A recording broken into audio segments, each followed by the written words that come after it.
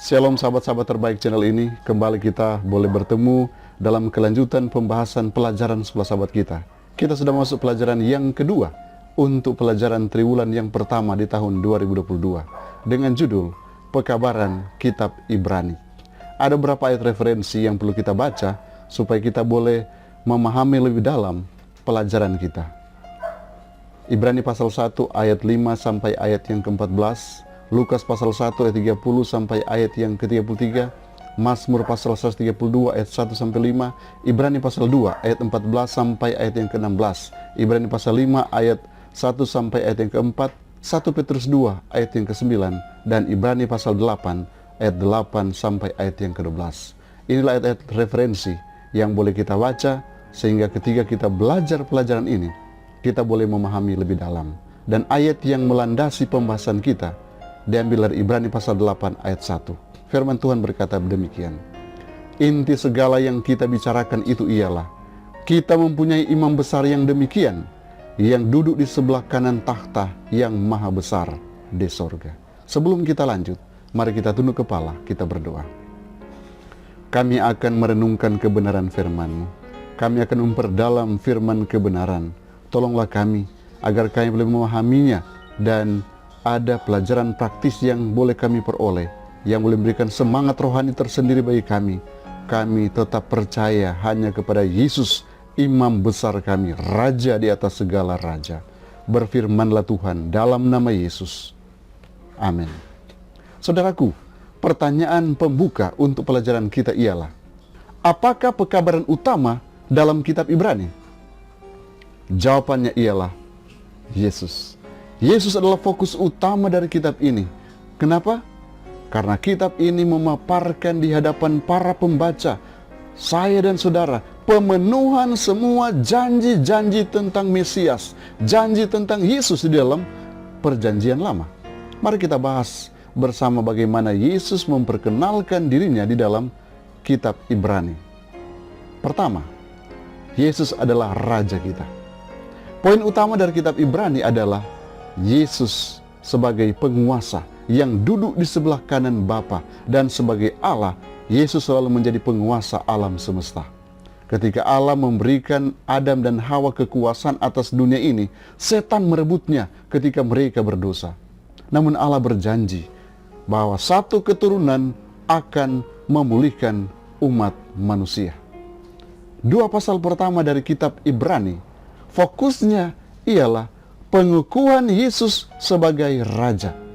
Boleh kita buka dalam Ibrani pasal 1 ayat 5 sampai ayat yang ke-14. Apa kira-kira yang terjadi di sini? Karena ayat-ayat ini disusun secara rapi dalam 3 bagian. Setiap bagian memperkenalkan aspek utama dari upacara penobatan sang anak sebagai Raja. Pertama, Allah mengangkat Yesus sebagai anak kerajaannya.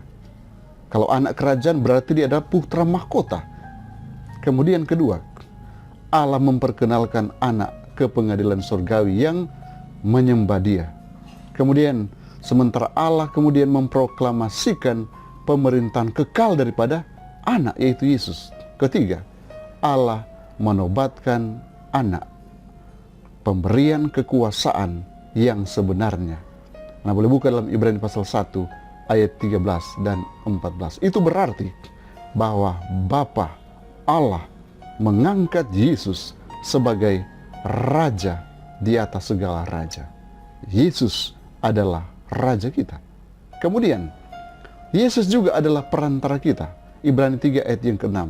Tetapi Kristus setia sebagai anak yang mengepalai rumahnya, dan rumahnya ialah kita.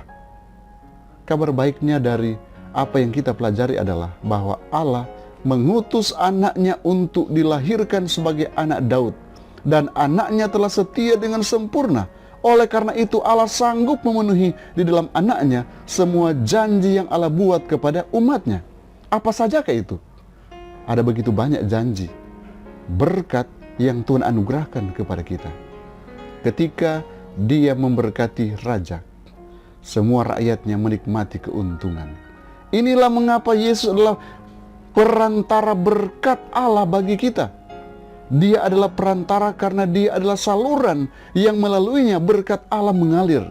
Harapan utama keselamatan kita hanya ditemukan di dalam Yesus dan apa yang telah Dia lakukan untuk kita. Tanpa perantaraan Yesus, kita tidak dapat berbuat apa-apa. Kita tidak dapat jaminan keselamatan. Karena itu, Yesus sebagai saluran di mana saya dan saudara boleh mendapatkan berkat istimewa, bahkan berkat keselamatan.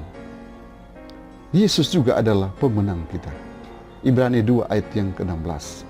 Sebab sesungguhnya bukan malaikat-malaikat yang Ia kasihani, tetapi keturunan Abraham yang Ia kasihani. Israel menginginkan seorang raja untuk mengadili mereka dan memimpin mereka dalam pertempuran. Nah, boleh buka dalam 1 Samuel pasal 8 ayat 20. Kitab Ibrani memperkenalkan Yesus sebagai pembela kita, sang pemenang yang berjuang untuk saya dan saudara. Seperti halnya Daud melawan Goliat, Yesus berperang melawan setan, menggantikan posisi saya dan saudara. Dia mengambil perlengkapan senjata, berperang melawan musuh, dan memenangkan peperangan itu. Yesus adalah pemenang untuk kita.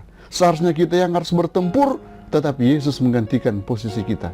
Karena Yesus mau kita semua boleh memperoleh kemenangan. Oh saudara-saudaraku, kita ini adalah bagian daripada pasukan sorgawi. Ini gereja, pasukan Yesus. Kita juga mengambil perlengkapan senjata dan bertarung, berjuang bersama dengan saudara-saudari kita. Dan Yesus adalah pemenang kita, yang akan memimpin kita dalam peperangan yang akan datang, yang sudah ada di hadapan kita. Kemenangan dijamin berkat pemenang kita, yaitu Yesus sendiri. Jadi saudaraku, pertempuran apapun yang sementara saudara hadapi, ingat, ada satu jaminan bahwa pemenang kita, yaitu Yesus, sudah memberikan jaminan bahwa kita pun akan menang menghadapi berbagai macam tantangan yang ada di hadapan kita. Kemudian, selain daripada Yesus adalah pemenang, Yesus adalah imam besar kita. Ibrani 6 ayat yang ke-20.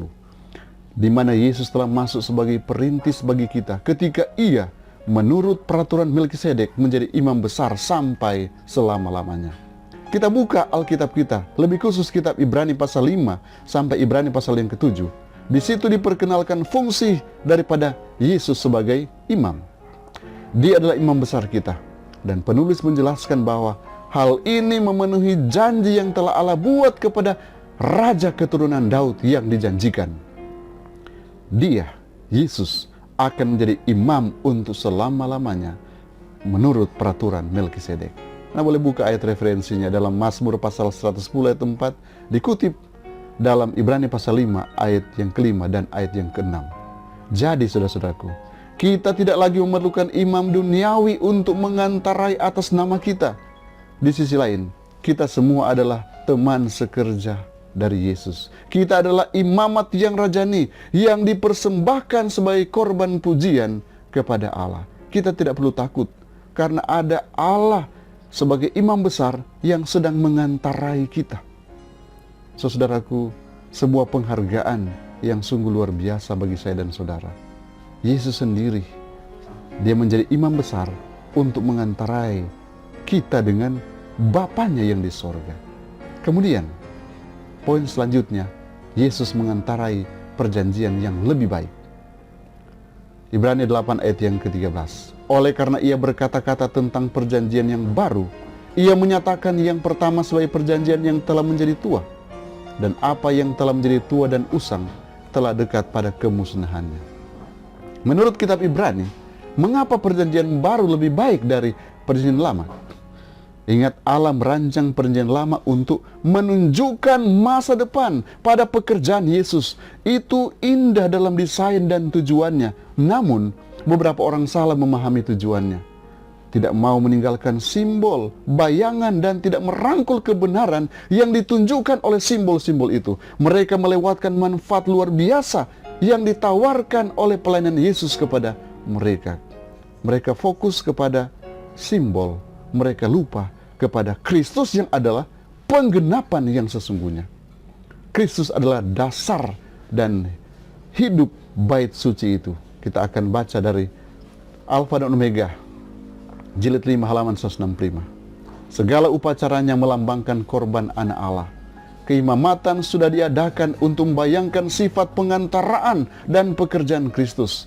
Seluruh rencana perbaktian korban-korban adalah bayangan kematian juru selamat untuk menebus dunia ini. Tidak akan ada lagi khasiat dalam semua persembahan ini apabila peristiwa besar ke arah mana semuanya itu telah menunjuk berabad-abad lamanya sudah digenapkan. Siapa yang menggenapkan? Yesus Kristus.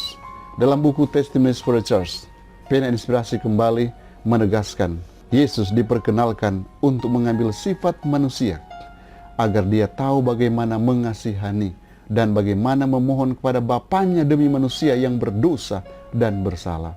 Dia menawarkan dengan sukarela untuk menjadi pembela manusia, dan dia merendahkan dirinya sendiri untuk mengetahui pencobaan yang menimpa manusia agar dia dapat membantu mereka yang akan dicobai dan menjadi imam besar yang lembut dan setia. Oh saudaraku, Yesus sudah menjadi pembela kita, menjadi raja kita, menjadi imam kita. Bahkan dia yang menjadi perantara kita yang sempurna. Tanpa dia, kita tidak dapat berbuat apa-apa. Tanpa dia, kita tidak layak untuk sorga. Karena itulah, kita harus bersyukur kepada Allah kita yang sudah datang melalui Yesus Kristus menjadi imam besar kita, menjadi pemenang kita, menjadi pembela kita, menjadi perantara kita, bahkan menjadi raja kita di atas segala raja. Saya percaya firman kebenaran ini akan menuntun kita kepada pekabaran yang sebenarnya dari kitab Ibrani, yaitu Yesus sendiri. Tuhan Yesus memberkati kita. Mari kita berdoa. Kami percaya Engkau akan mampukan kami untuk memahami lebih dalam kebenaran firman yang sudah kami perdalam saat ini. Tolonglah kami agar kami boleh mengerti setiap pelajaran yang sudah kami pelajari. Tolonglah kami agar kami tetap diarahkan kepada jalan yang benar, dan apapun yang akan kami lewati ke depan, kami percaya ada seorang pembela, raja di atas segala raja, bahkan imam yang mengantarai kami, sehingga kami akan terus berjalan dalam kehendak Tuhan. Tuhan akan hindarkan dari hal tidak kami inginkan. Setan tidak punya kuasa untuk kami, karena Tuhan berkuasa untuk meluruskan jalan kami sampai kami boleh tiba di tanah Kanaan sorgawi. Terima kasih Tuhan, karena Engkau siap memberkati semua anak-anak Tuhan yang sedang mendengarkan channel ini.